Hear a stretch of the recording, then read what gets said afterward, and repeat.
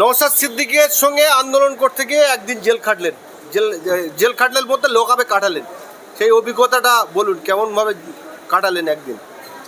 এটা প্রথমত খুব অবাক বিষয় যে একজন আইনজীবী হিসাবে আমি লকআপের বাইরে থেকে এতদিন দেখে এসেছি, এই প্রথম আমাকে লকআপের ভেতর থেকে দেখতে হলো। অভিজ্ঞতাটা তেমনই ছিল, ঠিক বাইরের বিপরীতই ছিল। যদিও আমি বলবো না যে রাজ্য সরকারের পুলিশ আমাদের সাথে খুব খারাপ ব্যবহার করেছিল, কখনোই বলবো না। তাদের যতটা সম্ভব করেছিল, কিন্তু আমার যেটা মনে হয়েছিল ওয়েস্ট বেঙ্গল যত সংশোধনাগার আছে সেগুলোর এই লকআপগুলোকে একটু সংশোধন করা দরকার। কারণ ওখানে একজন অপরাধীকে রাখা হয় ঠিকই, সে অপরাধী হলেও একজন মানুষ, একজন মানুষের স্বাভাবিক জীবনযাত্রাকে কিভাবে ব্যাহত করে মানসিকভাবে ধাক্কা দেওয়া হয় সেটা ওর ভেতরে গেলে দেখা যাবে।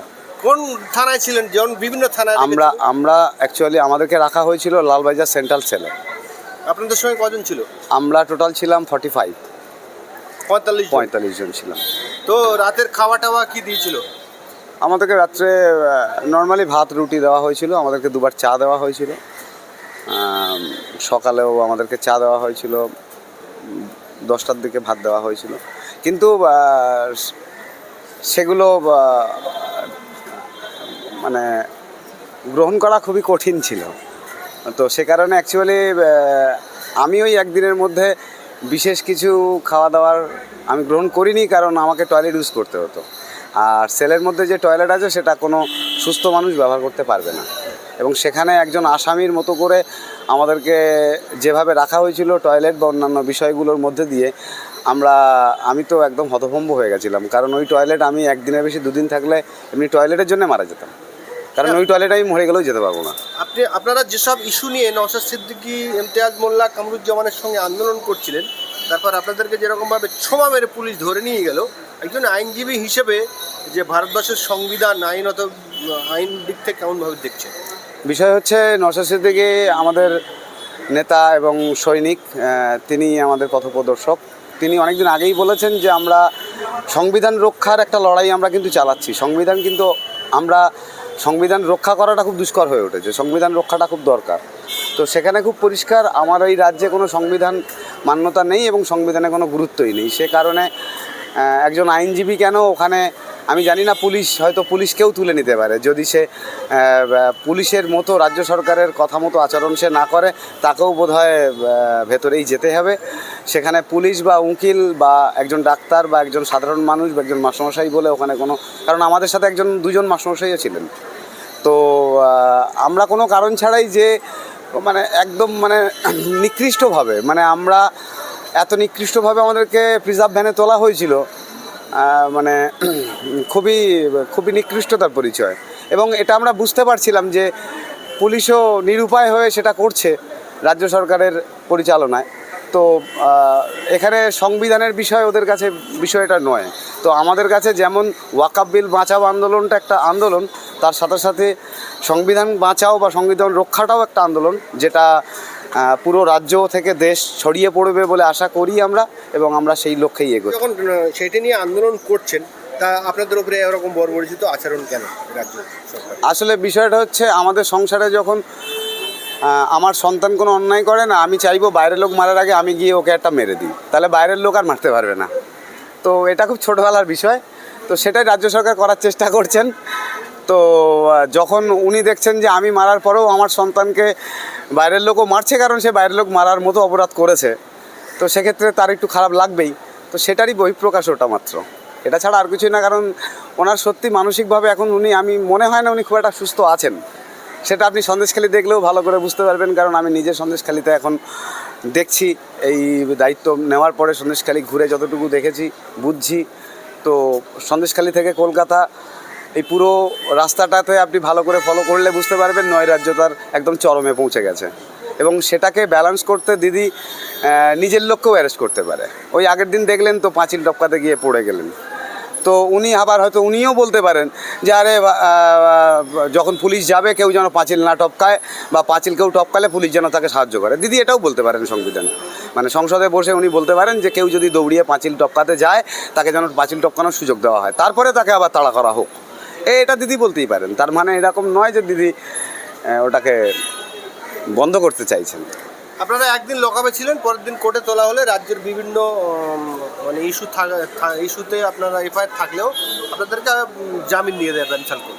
কিন্তু আপনারা যখন আবার সেই আন্দোলন করতে চাচ্ছেন, যাবেন বলছেন, সেই জায়গায় বলছেন যে প্রশাসন বলছে যে আপনারা যথেষ্ট গন্ডগোল করেছেন, এবারে যদি আন্দোলন করেন তাহলে কিন্তু আপনাদের বিরুদ্ধে কড়া ব্যবস্থা নেওয়া হবে। কি বলবেন? হ্যাঁ, আসলে আপনারা খুব গন্ডগোল করেছিলেন। অ্যাকচুয়ালি বিষয় হচ্ছে সংবিধান রক্ষার বিষয়টা বোধহয় শুরু হয়েছিল যখন সিএমএম কোর্ট আমাদেরকে মুক্তি দেয়। সিএমএম কোর্ট সংবিধানকে রক্ষা করেছিল, কারণ ওখানে আমরা যদি 1000 লোক থাকি, 2000 মিডিয়া ছিল, তো 2000 ক্যামেরা ওখানে চলছিল। তো সেই ক্যামেরাগুলোকে দেখলেই বোঝা যায় এখন কিন্তু সিসিটিভি আইনের খুব দরকারি একটা পার্ট হয়ে দাঁড়িয়েছে, সেটা বোধহয় সবাই জানে। তো সেটা দেখলেই দেখা যাবে যে অন্যায় কারা করেছিল, কিভাবে করেছিল। নওশাদ সিদ্দিকীকে বারবার দেখা যাচ্ছিল হাত জোর করে ক্ষমা চাইতে, আমাদেরকে কিন্তু কোথাও অ্যাক্টিভিটিতে দেখাই যায়নি। কিন্তু এটা আমরা জেল খেটেছি, যারা যারা জেল খেটেছে তারা বলতে পারবে না কেন জেল খেটেছিল, কারণ তারা শুধুমাত্র আন্দোলনের সাথেই ছিল। আমরা কোনো আন্দোলন কিন্তু অ্যাকচুয়ালি করিনি, অ্যাকচুয়ালি ওটা ছিল আমাদের রাজ্যের যে দুরবস্থা, আমাদের ওয়াকআপ বিলের যে দুরবস্থা, সেই দুরবস্থা নিয়ে আমরা, ভাই বলেছেন আমরা একটু কাঁদতে বসছি, আমাদের দুঃখ হয়েছে, আমরা কাঁদতে বসবো। আমরা একটা জায়গা চেয়েছিলাম কাঁদতে বসার, তো এই রাজ্যে যে কান্নাটাও বারণ, এটা 21 আইন কি না জানি না, 21 আইনে হাসা বারণ ছিল, এখানে কাঁদা বারণ। তো এটা একটা বিষয়। নওশাদ সিদ্দিকী অভিযোগ করছেন যে তাকে কেউ ঘুষি মেরেছে, যতদূর সম্ভব কোনো পুলিশ মেরেছে, সেটা কি? না, অ্যাকচুয়ালি বিষয়টা যখন এটা হয়েছিল মসজিদের পাশ দিয়ে যখন আমাদের র্যালিটা ধর্মতলার দিকে আসছিল, মেট্রো চ্যানেলের দিকে এগিয়ে আসছিল, তখন একজন এই ঘুষিটা চালান, কিন্তু তিনি পুলিশের কেউ ছিলেন না। সবথেকে বড় কথা, তিনি সম্ভবত সিভিক বা সিভিলের কেউ, তিনি পুলিশের কেউ ছিলেন না। যদি আপনারা সেই জায়গাটাকে না, তাকে খোঁজা হচ্ছে না, তো তার জন্য আবার আলাদা করে আন্দোলন করতে হবে। পুলিশ আমাদেরকে আবার 100 জনকে আন্দোলনকে ধরবে, তারপরে 200 লোক বাইরে আন্দোলন করবে, তারপরে হয়তো ওই সিভিককে খুঁজে বার করা হবে। না হলে এখানে করা হয় না। এখানে আন্দোলনটা কতটা বড় হচ্ছে তার উপরে আসামির কতটা সাজা হবে। আন্দোলন না হলে সাজা হবে না। দেখুন, রাজ্যের মানুষকে আমাকে আলাদা করে বার্তা দেওয়ার কোনো কারণ নেই, কারণ তারা সবাই বার্তা প্রাপ্ত, তারা সবাই জানে। তারা যে বার্তা দিচ্ছে সেই বার্তাটা আমরা রাজ্যের সামনে বা সরকারের সামনে এসে বলার জন্য হয়তো আমরা, কিন্তু সাধারণ মানুষ সবাই জানে এই রাজ্যে প্রতিবাদের খুব সমস্যা। প্রতিবাদ করলে সে মাওবাদী হতে পারে, সেটা আমরা বহুদিন আগে, এখন সেই তকমাটা উঠে গেছে, কিন্তু এই সরকার শুরু করেছিল কিন্তু মাওবাদী তকমা দেওয়া।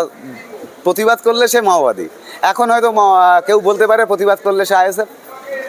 প্রতিবাদ করলে আগে ছিল মাওবাদী, এখন আইএসএফ বলতে পারে। তার জন্য আমাদের নওশাদ সিদ্দিকী, আমাদের সেনাপতি যা বলবে আমরা সেই পথে যাব। যদি সেই আন্দোলন করতে হয় আমরা করব, কিন্তু আমরা আশা করব পুলিশ আগামী দিনে আমাদের কিংবা আমাদের সেনাপতির সাথে এই ধরনের বিহেভ করবে না। কারণ আমাদের সেনাপতির সবথেকে বড় জিনিস, আপনারা সমস্ত মিডিয়া চ্যানেল দিয়েও দেখেছেন, এই একমাত্র বোধহয় নেতা যাকে সত্যিকারের যুবরাজ বলা যায়, কারণ তিনি যুবরাজের মতোই আচরণ করেন। তিনি কোথাও খারাপ কথা বলেন না, কোথাও খারাপ আচরণ করেন না, কেউ মারলে তাকে মারার কথা বলেন না, কেউ খারাপ কথা বললে তার প্রতিবাদে খারাপ কথা বলেন না। যুবরাজ তাকেই বলে। কেউ হুঙ্কার দিলে উল্টিয়ে আরও বড় বড় হুঙ্কার দেওয়া, সে কখনোই যুবরাজ নয়। তো আমরা সেনাপতিকে যুবরাজ হিসেবে পেতে চলেছি। শুভেন্দু অধিকারী সহ ওটা কোনো নেতা না, ওটা কোনো নেতা বলে আমার মনে হয় না। ও আইএসএফ যেদিন রাজ্যে ক্ষমতায় আসবে, আইএসএফ শুভেন্দুকে যদি মুখ্যমন্ত্রী করার অফার দেয়, ও আইএসএফ করবে, আমি বলে রাখছি আজকে। ও হচ্ছে সেই লোক, ওর বাবার ওই তেলের আর কলের ব্যবসা না জাহাজের ব্যবসা, ওইসব করে ও দলপাড়িটা করে ব্যবসার জন্যে। আমার যেরকম প্রফেশন হচ্ছে ওকালতি, ওর প্রফেশন হচ্ছে রাজনীতি। টিএমসি ওকে মুখ্যমন্ত্রী করেনি, তাই ও বিজেপি করে, আর চুরি টুরি করেছিল সেগুলোর জন্য বাঁচার জন্য বিজেপি করে। বিজেপি যদি ওকে মুখ্যমন্ত্রী বা ভালো পদ না দেয়, ও সামনের দিন আইএসএফ করবে, কারণ সামনের দিনের একমাত্র বিকল্প আইএসএফ। তো সেই জন্যে নওশাদ সিদ্দিকী সম্বন্ধে এক্ষুনি শুভেন্দু অধিকারী কিছু বলবেন না, কারণ তিনি জানেন হয়তো তাকে আইএসএফে আসতে হতে পারে সামনের দিনে। আমরা নেব বলতে, দেখুন আমাদের দল তো প্রত্যেকটা দলই, মানুষ তো আর বাড়বে না এখানে, তো আমার দলের কর্মী হবে, ও কখনো সেনাপতি হবে না। এটা বিজেপি দল নয় যে ওখানকার চোর এখানে এলে সেনাপতি হবে, এখানে কর্মী হবে, আর ওকে কর্মী হয়েই বাঁচতে হবে। এবং